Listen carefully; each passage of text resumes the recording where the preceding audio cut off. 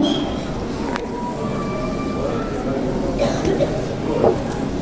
Cristo Jesus.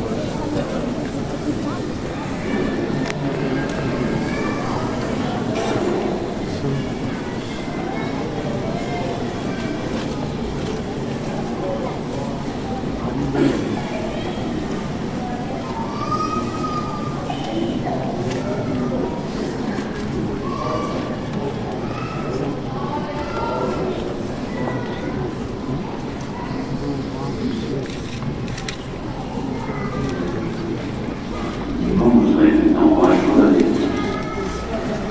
Guarda-me, ó Deus, porque em ti confio. A minha alma disse ao Senhor: Tu és o meu Senhor, não tenho outro bem além de ti. Digo aos santos que estão na terra e aos ilustres em quem está todo o meu prazer. As flores se multiplicarão àqueles que fazem oferendas a outro Deus. Eu não obedecerei as suas violações de sangue, nem tomarei os seus nomes nos meus lábios. O Senhor é a porção da minha herança e do meu cálice. Tu sustentas a minha sorte. As minhas caem em lugares deliciosos. Sim, coube-me uma formosa herança. Louvarei o Senhor que me aconselhou. Até os meus rins me ensinam de noite. Tenho posto o Senhor continuamente diante de mim, por isso que Ele está à minha mão direita, nunca vacilarei. Portanto, está aberto o meu coração, e se regozija a minha glória, também a minha carne repousará segura, pois não deixarás a minha alma no inferno, nem permitirás que o teu santo veja corrupção.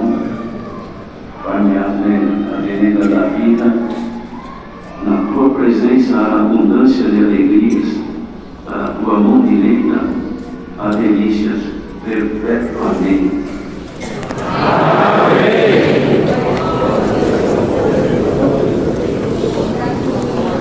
Davi, servo de Deus, que compôs este salmo, escreve a confiança e felicidade no crente e a certeza da vida eterna.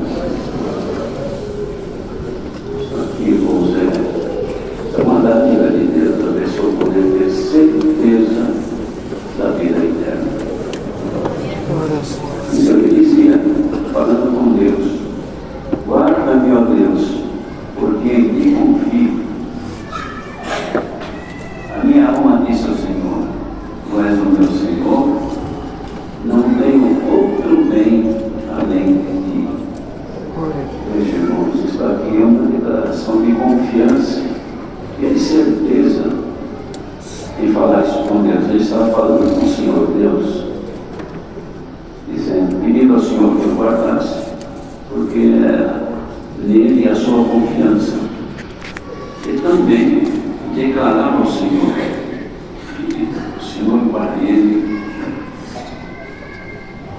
era o seu bem, não tinha outro além dele. Isso serve de exemplo a todos nós, irmãos. O nosso maior bem não consiste nas coisas desta vida terrena, ainda que possa nos alegrar, nos beneficiar, mas o nosso maior bem não está naquilo que é visível, que os olhos veem, que as mãos apalpam, e pode ser bens também. Mas o maior bem que nós temos está dentro de nós, é a vida eterna. A gente sempre pensou assim, vida eterna será um viver lá na eternidade com Deus. Mas consideremos isso, irmãos. Jesus falou assim para os seus discípulos: aquele que me amar, eu amarei. E eu e meu Pai viremos e faremos nele morada. E ele fez isso. Ele fez morada. Então nós somos morada em templo do Espírito Santo. Agora, este Espírito é dele, porque são três em mim: Pai, Filho e Espírito Santo. O Espírito Santo habita em nós, Jesus Cristo habita em nós. E quem é Jesus Cristo? Ele é a vida eterna. Ele mesmo disse: eu sou o caminho, e a verdade, e a vida. Então, Ele é a vida eterna, que já está dentro de nós. Por isso que nós somos hoje portadores de uma outra natureza, além da humana. Temos em nós também natureza divina, porque Jesus Cristo habita dentro de nós. E a vida para a eternidade já está guardada aqui dentro de nós. Por isso que quando alguém se lança no pecado e vai embora, a gente costuma dizer: coitado, perdeu a vida eterna. Não é assim que há um costume, se bem que a gente não sabe se perdeu mesmo, mas costuma dizer: fulano perdeu a vida eterna, foi embora do mundo, se afundou no pecado. Perder a vida eterna, irmãos, é ficar então candidato à segunda morte. A primeira morte já está sobre nós morremos, né? Todos nós somos mortais. Mas a segunda morte não. Por quê? Porque agora nós somos ressuscitados com Cristo, não podemos morrer mais. A segunda morte é quando a pessoa perde a vida eterna, ou seja, a vida eterna sai da pessoa, volta para Deus, e a pessoa fica já com a sua condenação para o sofrimento eterno.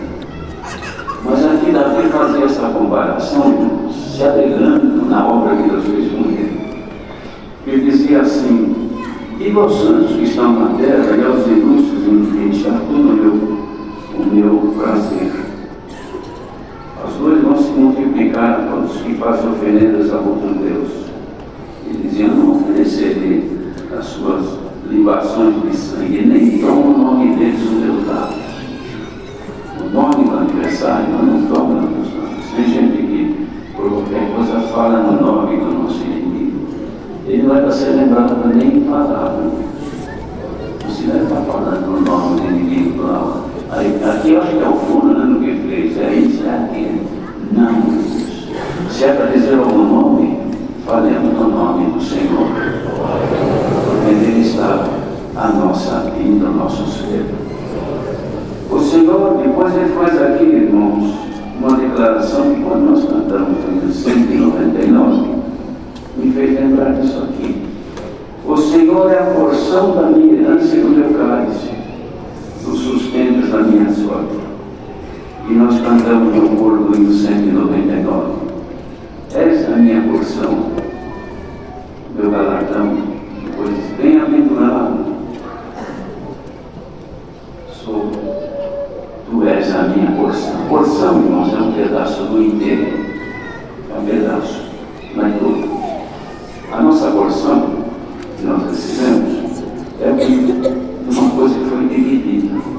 Então, a parte da divisão que nos coube, ele faz uma comparação aqui, porque isso aqui é uma oração que Davi faz. Ele diz assim: as linhas caem em lugares deliciosos. Sim, vão viver uma formosa herança. Essas linhas, irmãos, indicam espaço, divisão de alguma coisa. Naturalmente, ele se referia aqui como herança se fosse uma herdade, uma terra muito grande, que foi dividida por herdeiros. E traçaram as linhas para dividir essa terra, esse espaço, e cada um recebeu o que lhe coube. Então, teve gente que recebeu um pedaço de terra só de pedra, que não valia nada. Outros um pedaço de terra só de brejo, que também não servia para nada. Mas teve alguém que recebeu uma porção maravilhosa, a melhor, lhe coube. Ele faz esta comparação dizendo que para nós houve uma herança formosa nessa divisão. Por quê? Porque quem dividiu essa herança conosco foi o único herdeiro, Jesus Cristo. Ele é o herdeiro de Deus, ele dividiu conosco a herança. E como nós então uma formosa herança. Aí por isso ele diz: louvarei o Senhor que me aconselhou, o Senhor que me ensinou, que me instruiu, que me mostrou a verdade, que me fez entender os seus benefícios. Depois diz: até os meus rins me ensinam de noite. Também fez uma comparação, irmãos, de que Os rins, que são órgãos do nosso corpo, eles também podem ter manifestações que demonstram que o nosso corpo não está saudável, está doente. Digamos que tem uma infecção no rim, um cálculo no rim, a pessoa não sabe, está tranquila andando na casa, de repente sente uma picada, não sei isso, uma dor terrível.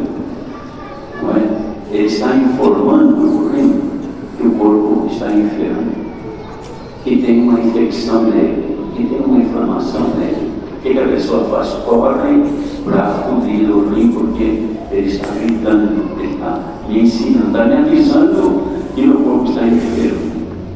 Isso, irmãos, é uma comparação interessante para nós, porque não é que nós estamos esperando que o nosso rim tenha um cálculo, não é isso. Mas ele demonstrava aqui que coisas que sucediam na sua vida, que muitas vezes ele estava lhe ensinando, estava lhe mostrando, fazendo lembrar de Deus, que a pessoa se lembra de cuidar do corpo quando dói. Enquanto tem saúde, ninguém se incomoda. A hora que dói, a hora que vem um problema, a pessoa corre. Não é assim? Às vezes Deus faz isso para nós também. Espiritualmente nós estamos tão tranquilos, nem lembramos, nem consideramos, nem pensamos nas maravilhas de Deus, em louvar a Deus. Passamos tempo sem dar glória a Deus. Congregamos a Deus, é gostoso congregar, mas não dá glória, não serve nada para Deus. Levanta cedo, às vezes nem ora, sai de casa correndo. Não lembrou de dar um louvor, uma gratidão a Deus pela noite, pelo dia. Chega no final do dia, esqueceu de orar, de confessar os seus erros, deita sem orar. Às vezes passa dias sem buscar a Deus, não canta mais o hino, não louva mais o Senhor. Então, às vezes, o Senhor precisa permitir que um cálculo apareça e belisque os seus rins. Santo Deus. Uma picada nos seus rins. Quando vier no ar, a pessoa se lembra: meu Deus, o que é isso? Isso acontece conosco espiritualmente. Quanta gente esquece do Senhor, não lembra mais. É crente, é. Congrega, mas não tem mais vitalidade, não tem mais um movimento saudável, porque espiritualmente está enfermo. E o Senhor às vezes manda uma coisinha a mexer com a pessoa para ela se lembrar, aí corre aos pés do Senhor. Mas a pessoa que cuida da saúde não espera ficar doente para cuidar. Ela procura fazer a manutenção da saúde, procura antes de ficar doente, ver como é que está o rim do filho, do coração, assim. De vez em quando faz um exame geral aí para ver como é que está, se não tem alguma coisa que pode aparecer de repente e trazer uma consequência ruim, agora fazer um exame. Nós espiritualmente precisaríamos fazer isso. De vez em quando dá uma parada aqui, será que eu estou bem? Será que espiritualmente eu estou saudável? Será que eu estou considerando a herança que me coube por sorte, que Jesus dividiu comigo? Olha, meu querido, o que o Senhor Jesus fez, que ninguém faz isso. Tem gente neste mundo que quando morrem os pais, então vai de liderança, brigam, uma coisa fútil, por nada briga, e fica inimigo o resto da vida, não é? Porque é por causa de herança. Cada um quer puxar no outro, o outro bem. Deixa o que fez o Senhor Jesus. O Senhor Jesus, ele era unigênito, filho único, dono de toda a herança. Não é assim? Ele deixou de ser unigênito para ser o primogênito, o primeiro de uma infinidade de irmãos, chamando gente de todo jeito, gente boa, gente ruim, gente que fez mal para ele, até quis perdoar aquele que estava matando ele na cruz. Pai, perdoa esses que não sabem o que fazem. O Senhor Jesus, irmãos, pegou a sua riqueza, toda a sua herança, e dividiu conosco, deu uma formosa herança para cada um. Sabe cada um aqui hoje o que é? As minhas das divisões da herança de Deus que coube para cada um de nós é muito formosa, é muito rica, é muito caríssima, que não tem com que comparar a obra que Deus fez na vida de cada um. Sabe por quê? Porque nós somos seres humanos igual a todos que estão neste mundo. Os pecadores, ímpios, matadores, derramadores de sangue, pessoas maldosas. Somos todos iguais fisicamente. Mas o que fez Deus? Nos separou, predestinou antes de nós existirmos. Já não destino prévio. Nos chamou, nos ajudou a crer. Deu nome de crer que a gente não cria. Chamou. Aí nós fomos batizados agora. Ele suporta os nossos erros, a nossa ignorância, nossa dureza de coração. Ele vem trabalhando em nós com paciência. Ele é longânimo, não desiste. Longânimo, ele não desiste. Tem um projeto que vai até o fim. O Senhor não desiste da igreja. A igreja desiste dele, mas ele não desiste da igreja. O povo esquece dele, mas ele não esquece do povo. O povo esquece que veio dele essa grande herança que está dentro do coração. Tanto é que nós não damos o valor que de fato tem, e às vezes até colocamos em risco essa riqueza. Quantos dispõem essa riqueza que está dentro de si, que é a vida eterna, por um prazer, por um momento deste mundo da carne, gozos carnais, coisas deste mundo perverso, ele se expõe e não considera o que está dentro lá, se tu considerasses. A riqueza que está aí dentro, sabe o que é? Você tem uma ideia? Essa riqueza que está dentro de você, quem perdeu isso foi o nosso adversário. Porque ele estava junto com Deus na glória eterna do Senhor. Ele era o querubim ungido. Ele era o aferidor de medidas junto com Deus. Ele vivia entre as pedras afogueadas. Imagine que maravilha que deve ser. Isso era o paraíso onde estava o nosso adversário. Ele pecou, ele cresceu, ele almejou ser maior do que Deus. E ele caiu, foi lançado de lá, horrível. Tudo que ele tinha de beleza e de glória se tornou ignomínia e horrível. E até que as pessoas não conseguem pintar ele de tão frio que deve ser. Por quê? Porque são as imaginações das pessoas, da maldade que está no nosso adversário. E ele tem ódio de nós, porque nós somos seres humanos. Ele queria arrebatar todos para a condenação que ele já tem. Só que nós somos arrancados do poder dele, colocados nessa graça e dentro de nós foi posta essa riqueza. Ele quer arrancar isso a qualquer custo. Ele quer tirar da irmandade a vida eterna por qualquer coisa. Ele quer levar o pecado para matar esta vida que está em nós. Ele faz de tudo. Ele vem com coisas como derrubado uma vez, não consegue, depois ele vem então aos poucos, é uma coisinha aqui, é outra ali, é uma fraqueza que a gente acha que é fraca, é uma fraqueza, é uma pequena desobediência, e vai indo, aos poucos, ele vai puxando, por quê? Porque ele quer levar para onde ele está, porque ele sabe a riqueza que está em nós. Qual é o trabalho de Deus? É reunir o povo, juntar o povo, colocar no coração do povo vontade de congregar. E quando vai congregar, às vezes com vontade, mas também contra a vontade.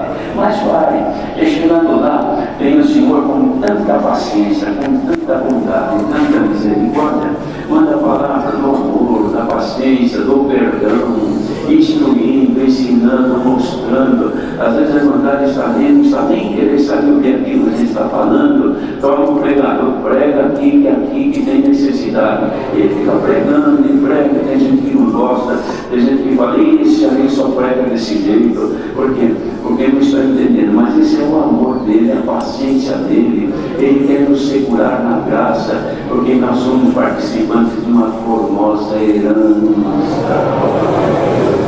Nós não podemos perder de maneira nenhuma. E ele, irmãos, além da herança que nos fez participantes na glória dos céus, ele também trouxe de lá para nós o que é de lá, ou seja, riquezas celestiais para nós aqui enquanto vivemos, o que o mundo não conhece nem pode compreender. Jesus, quando ele voltou aos céus, ele subiu e levou o cativeiro, que é o pecado, e a morte de Deus, aos homens. Essas riquezas ele deu para nós. Então nós não é que somos agora, mas você pensa é só isso, é só o que você pensa. Se você soubesse o que te espera, a glória que te espera, a maravilha que te aguarda, ver a presença, a face de Deus, João viu e ficou deslumbrado. Os pés do Senhor Jesus, ele viu na visão que ele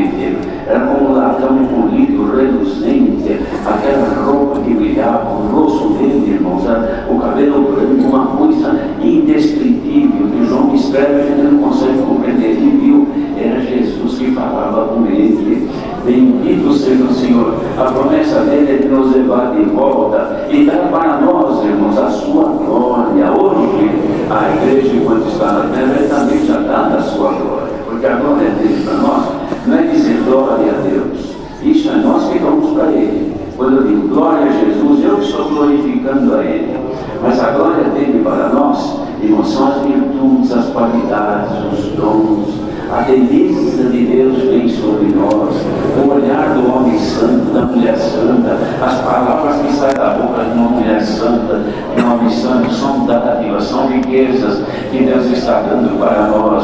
E nós estamos aqui hoje ouvindo isso aqui, irmãos. Não poderia o Senhor tirar de nós aquilo que é nosso, que impede o brilho desta riqueza tão grande, e Ele trazer dos céus para nós, Ele nos embelezar com aquilo que é dele. E a nossa beleza não é para ser vista pelos homens, pelas mulheres do mundo. Nossa beleza é para ser contemplada pelo Senhor. Quem tem que amar e sentir mais a beleza da esposa é o esposo. Não é assim? Ele não fica feliz se souber que tem um vizinho achando a sua mulher maravilhosa e linda, porque a esposa é dele. Nós somos a esposa de Jesus. É Ele que tem que ter beleza em nós. Hoje, por essa palavra, Ele quer ver um pouco da sua beleza aqui em nós. Não é beleza dos nossos olhos, do nosso corpo, na nossa maneira de ser, de vestir, não é nada disso. A beleza dele é que o seu amor se manifesta aqui, a pureza, a santidade desça dos céus, as virtudes dele, que Jesus só falava verdadeiro, as palavras de Jesus eram santas. Nós precisamos ter cuidado com aquilo que nós falamos, ter cuidado com o que nós imaginamos, o que nós pensamos, porque agora Ele está aqui dentro de nós, não podemos entristecer o Senhor. Então quem medita no que é mal entristece o Senhor. Quem pensa naquilo que é do pecado entristece o Senhor. Quem diz palavras torpes entristece o Senhor. Quem contende, ofende, maldiz, entristece o Senhor, e a beleza cai por terra e aparece o que é nosso não agrada a Deus. Mas essa palavra está sendo pregada não é para mostrar para nós, irmãos, a nossa falha, nosso defeito. É para que o Senhor faça aparecer em nós aquilo que é dele. Então diz assim: eu tenho posto o Senhor continuamente diante de mim, por isso que Ele está à minha mão direita, e nunca vacilarei. Se o Senhor está à nossa mão direita, irmão, nós somos destros, não somos, não sei que é um canhoto, mas o destro, o que está à sua direita, ele faz o acesso. Se fala, pega isso aí para mim, pode ir, vai pegar para a esquerda, não tem a mesma destreza. Então o Senhor Jesus é a nossa destreza, está à nossa mão direita. Crente que teme a Deus, que ama a Deus, à tua direita está o poder do Senhor, no teu viver, no teu falar, no teu pensar, na tua presença, onde você chega o Senhor dentro de você, naquele ambiente. Você vai num lugar, você não percebe, tem gente que não, aqui, esse aí só pode ser crente, eu não sei. Eu sinto uma paz perto dessa pessoa. Por quê? Porque dentro dessa pessoa está o príncipe da paz. Bendito seja o Senhor. E o poder, irmãos, de Deus para operar na nossa vida, ele aparece nos momentos difíceis. Então aqui, irmãos, diz assim: não deixará minha alma no inferno, nem permitirá que o teu servo, o teu santo, veja a corrupção. Davi não falava dele, ele profetizava do Senhor Jesus, que seria sepultado, mas a sua alma não ficaria no inferno, não ficaria no Hades, ele seria ressuscitado. E ele ressuscitou glorioso e triunfante. Então dizia assim Davi, pela fé, dizia: faz-me ver as veredas da vida, na tua presença abundâncias de alegrias, e a tua mão direita há delícias perpetuamente. Essa é a porção nossa desta noite. Quem veio buscar a palavra, esperando de Deus alguma coisa, o Senhor te avisa, Ele vai fazer você ver os caminhos da tua vida. Onde você tem que andar, o Senhor te guiará. Onde deve ir, o Senhor te orientará. E na presença tua, pelo poder de Deus, vai haver abundância de alegria. Não é alegria do mundo, não é alegria da carne, é alegria no Espírito. Quem sabe, irmãos, nesta noite, já para terminar esse culto, o Senhor nos mande um pouquinho da sua alegria. Não digo uma abundância, muita alegria, mas um pouco de alegria. Alegre o coração do aflito, do oprimido, daquele que está com medo da manhã, daquele que tem temor do que vem acontecendo por aí. Que será? Será que vai acontecer isso? Será que vai acontecer aquilo? Deixa o teu temor de lado e receba um pouco de alegria de ser rico no Senhor. As riquezas da graça que estão sobre ti, não te falta nada, e faz também você ter delícias perpetuamente. Não é delícia sabe, nesta noite, irmãos, a palavra é essa aqui, o Senhor possa dar para nós alguma alegria e alguém sentir um pouco da delícia da presença de Deus. A presença de Deus manifestada em alguém é a maior delícia que tem. A pessoa pode estar aflita, pode estar atormentada, pode estar na situação mais difícil. Quando o Espírito de Deus se move na pessoa e a presença de Deus se manifesta, vai embora a aflição, a angústia, o medo, vai embora tudo que é coisa que molesta e aparece a glória de Deus, virtude e poder de Deus, e alegria. Igreja reunida nesta noite, receba pela palavra de Deus um pouco desta abundância que tem no céu, a alegria de servir a Deus. Glória ao nome. O povo de Deus não é povo que se lamenta, não, que vive reclamando, vive aí se lastimando, não por causa disso, daquilo, do que passa nas minhas provas. Mas todo mundo tem prova, pecador também sofre, ímpio também sofre, todo mundo vai morrer também. É porque parente meu morreu, mas todo mundo vai morrer. O que importa é nós aqui agora. O Senhor quer manifestar aqui uma alegria, como Moisés na sua oração no Salmo 90. Alegra-nos, Senhor, pelos dias que nos afligiste. Você veio aqui hoje cheio de aflições, cheio de cuidados e preocupações. Essa palavra termina com uma alegria que desce do céu. Alegremos-nos no Senhor, irmão, porque a nossa riqueza é grande e o nosso galardão também. Bendito seja Deus. O crente fiel a Deus, ele não vive aí, irmãos, chorando e lastimando e dizendo essa prova, essa luta. Não fique pensando nisso. Pense um pouquinho agora na alegria de ser um cidadão do céu.